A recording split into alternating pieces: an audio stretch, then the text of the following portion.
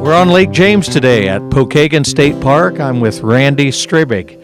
And Randy, you are the president of the Indiana Seaplane Association. Yes. And this association works really hard in trying to increase seaplane activity in the state of Indiana. Tell us what we're doing here today. Today we're having the 10th annual Indiana Seaplane Pilots Association Splash-In at Pokagon State Park. And today's event started mostly as a opportunity to show officials in our state and the general public, the boating public as well, that seaplanes and boats do safely mix, and we can do it in a venue like this with hundreds of people, hundreds of boats, and have a 100% safety record. Just promotes goodwill in general aviation as a whole. Today we'll put up, maybe 60, 70 people for a short seaplane ride.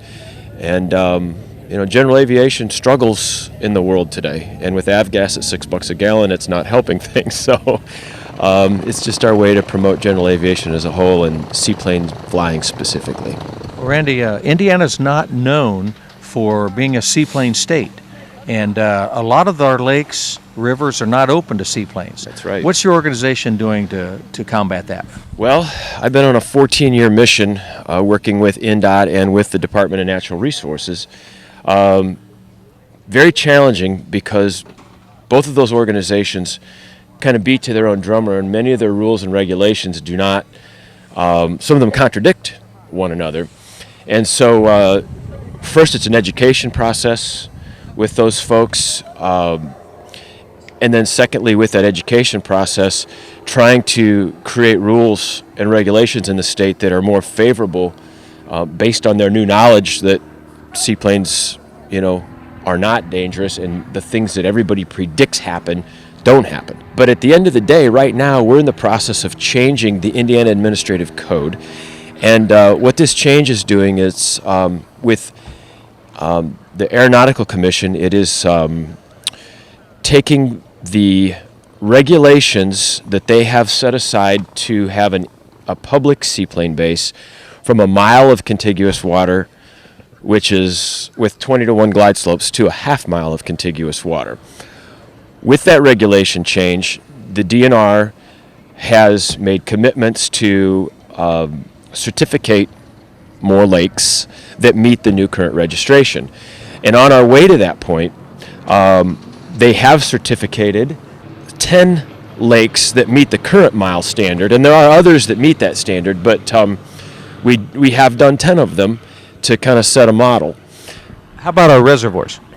We have 4 public Army Corps operated reservoirs in the state that have been public seaplane bases for many years.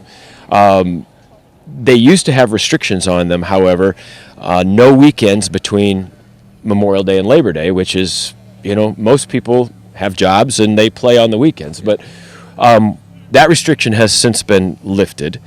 There's a couple other things about our public reservoirs that are different than our freshwater lakes, in that you need a boating permit in addition to your Indiana boating registration. So seaplanes don't require a boating registration. But they do require that if you're going to use those lakes, that you have the actual registration for those reservoirs. So just one other little glitch that pilots need to be aware of. If a lake's not open and you happen to land there, what could be the consequences? Well, because we're talking about administrative code rules, it's not like a felony or a major crime. Most likely what's going to happen if the Department of Natural Resources would approach you, they would ask you to leave. That's the most likely case, and then you might get a letter from the state clearly explaining what you're supposed to do. That would be the most likely thing on a first offense. Randy, you spoke to it earlier. General aviation, really, right now, we need to do everything we can to increase new private pilots and people getting into this. I'm an Indiana private pilot, but don't know much about seaplanes. What can your organization do for me? The main thing that our organization does is help guide people through the rules and regulations in the state.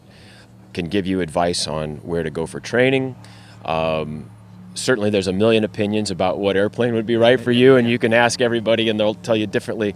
But, you know, my main deal with the Indiana Seaplane Pilots Association, and also acting as the field director for the state of Indiana to the Seaplane Pilots Association, is advocacy and information.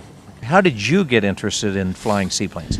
Well, I started flying land planes in the very conventional way that most people do these days, in a 152 or a something along those lines. And I've been a water person all my life. I've grew up on this lake, and I knew that my love of aviation and my love for water would combine themselves into the seaplane world. And it didn't take me long. I think I got my pilot's license in '95, and in '97 I had my seaplane rating, and in 1998 I had a seaplane.